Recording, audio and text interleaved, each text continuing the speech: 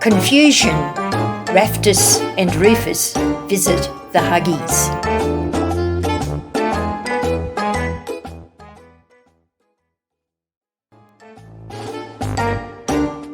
Raftus and Rufus had a plan. Today they were going to visit Henry and Henrietta Huggie, the honey bears. 'Tis true that Raftus and Rufus needed honey, but if these two little toughs could make such a simple errand into an adventure, they did.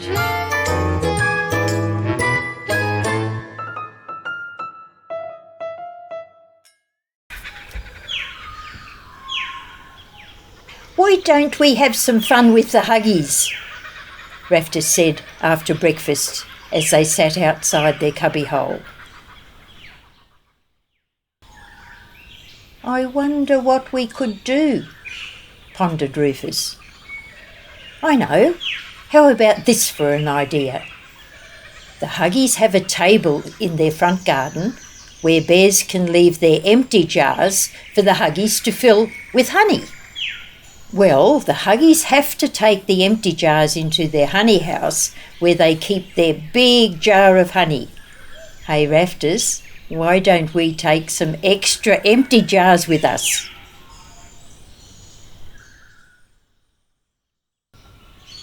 "What would be funny about that?" sighed Raftus, then added, "We need to put our name on our jar, but I suppose we could put made-up names on the other jars. That would confuse the Huggies." "Yes, yes, yes!" shouted Rufus. "I'll get some empty jars out of our cupboard and you think up some names." Rufus ran inside and put 6 small jars into their yellow bag. He found some labels, some sticky tape, and a black pen, and took everything outside to Raftus. "Have you thought up any names yet?" asked Rufus as he sat down beside Raftus. "Of course I have. I've thought up some really good ones," Raftus said excitedly. "What do you think about these names? Button Bear, Sir Ginger Grumble, Mary Marbear, Dilly Diddums, Walter Winks Esquire, Lady Lorna Lavender, Polly Perfect." "I like them all," Rufus said slowly, "but I only have 6 jars, 1 for us, so there are 5 other jars. We only need 5 made-up names." "No, wait! How about we put the same name on 2 of the empty jars and another same name on another 2 jars, and 1 other made-up name on the 5th jar, so we actually need 3 made-up names. You decide which names are best, and I'll write the names on the labels with this pen."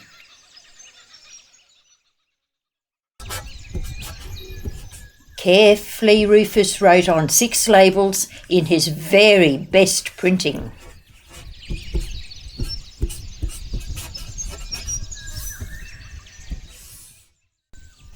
One with Raftus and Rufus, 2 with Sir Ginger Grumble, 2 with Dilly Diddums, 1 with Mary Marbear.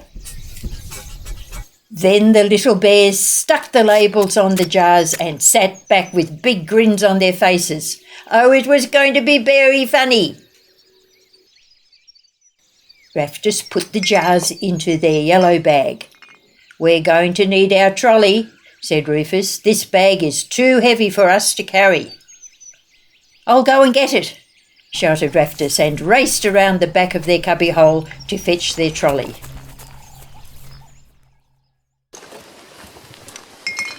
Soon the 2 little bears were walking along the track to the honey house where Henry and Henrietta Huggie lived and made the most delicious honey for all the bears.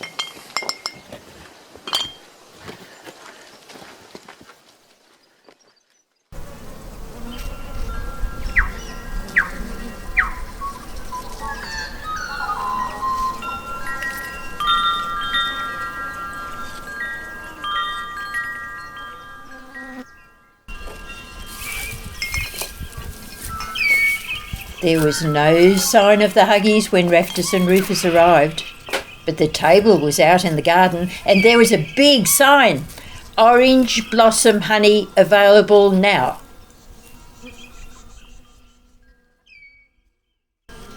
We'll put 2 empty jars on the table, one with Sir Ginger Grumble and one with Mary Marbear, decided Raftus.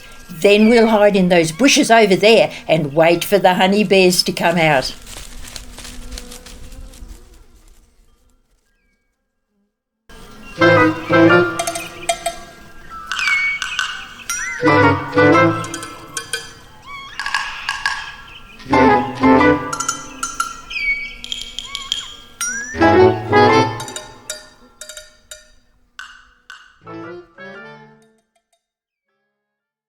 "Two bears need honey," shouted Henry to Henrietta as he came out of the honey house and saw 2 empty jars on the table.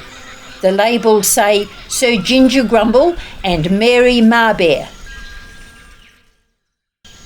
"Have you heard of them, Henrietta? They must be visitors to Arktos-By-The-Sea. Let's be quick and get these 2 jars filled up with lovely honey. Maybe we will meet these 2 new bears when they come back to collect their honey." Henry and Henrietta hurried back to their honey house with the 2 empty jars.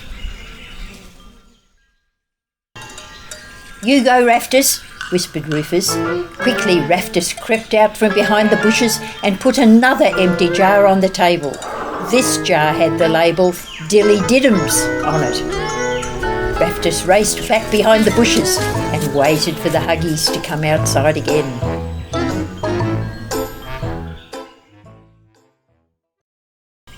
"There's another empty jar, Henry," shouted Henrietta Huggie. "This one has a label Dilly Diddums. Who is she? Another visitor? Oh, this is exciting! Hurry, Henry, put the full jars for Sir Ginger Grumble and Mary Marbear on the table and bring that empty jar back to the honey house to fill up with our delicious honey."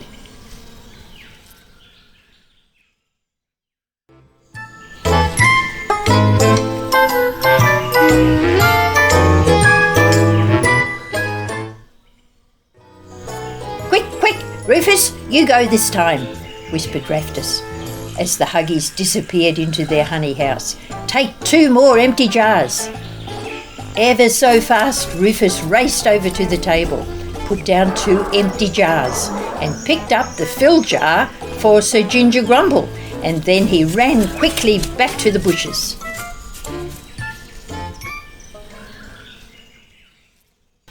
"There's 2 more empty jars," exclaimed Henry as he put the filled jar for Dilly Diddums down on the table. "Henrietta, come here quickly! The filled jar we left for Sir Ginger Grumble has disappeared." "But here's an empty jar for Sir Ginger Grumble." "Oh dear, what's going on? I'm all confused." "And this other empty jar is for Dilly Diddums. We've just filled up one for Dilly Diddums. Something funny is happening here." Henrietta looked very confused as well. "Henry," she whispered, "we'll both go back to the honey house. You go in and fill up the 2nd jars for Sir Ginger Grumble and Dilly Diddums, and I'm going to double back around those trees and keep watch." As soon as Raftus and Rufus saw the Huggies going towards the honey house, they crept out from their bushes' hiding place, took their little bag and raced over to the table. Quickly they put down their own empty jar, the one with Raftus and Rufus on it, and put the filled jars for Dilly Diddums and Mary Marbear into their bag.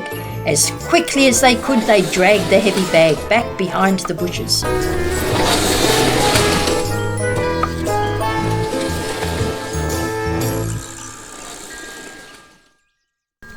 "Aha!" whispered Henrietta as she watched the little bears. "It's the toughs up to their little tricks again. I must tell Henry straight away." Henrietta hurried back to the honey house. "We should play a trick on Raftus and Rufus," said Henry. "I have an idea." The Huggies carried the filled jar for dilly-diddums out to the table and pretended not to notice that all the other filled jars had disappeared. "Oh, Henry," said Henrietta loudly, "Raftus and Rufus have left an empty jar. Their name is on it." "But we have no honey left today. We'll leave this big note for them. It reads, 'No honey available.'" "Oh no, exclaimed Raftus behind the bushes. "We need honey. We must have our own honey. We want some honey to take home." Raftus and Rufus walked out from behind the bushes and pretended they had just arrived to collect their honey. They pointed to the sign, "No honey available." And Raftus said, "But you must have more honey. We saw you with jars filled with honey just before. There must be more honey." "There's only this one jar filled with honey," said Henry. "It's for a dilly-diddums." "Why do you think there were more jars filled with honey?" "Oops," whispered Rufus. "We've been found out, haven't we?" "Yes, we know what you did," laughed Henrietta. "I watched you just now. You did have us confused, but I guess it was really very funny. Of course we have more honey. Go and bring me your bag and those filled jars that you took, then I'll fill up your own jar." "What were you going to do with those filled jars for bears with strange names?"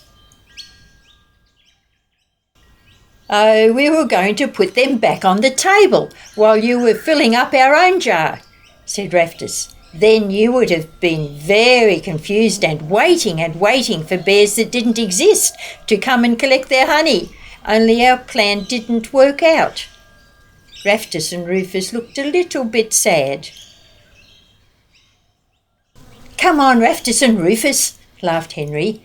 "Come with us into the honey house and we'll show you some new orange blossom honeycomb. Would you like to try some?" "Yes, please," said Raftus and Rufus together. Henrietta gave each little bear a small piece of honeycomb to eat. It tasted so good. The honey inside the honeycomb was delicious, and it did taste like orange. Henry put the 5 little jars filled with honey for the make-believe bears onto a shelf. Later that day, Henry and Henrietta would laugh about how Raftus and Rufus had caused such confusion. It was late in the morning when Raftus and Rufus made their way back to their cubbyhole. Rufus pulled the trolley holding 1 jar of honey in their little yellow bag. "It was very funny, wasn't it, Raftus?" said Rufus. "It sure was," replied Raftus. "What'll we do tomorrow?" they sang as they ran. "We'll think of something, we're sure we can."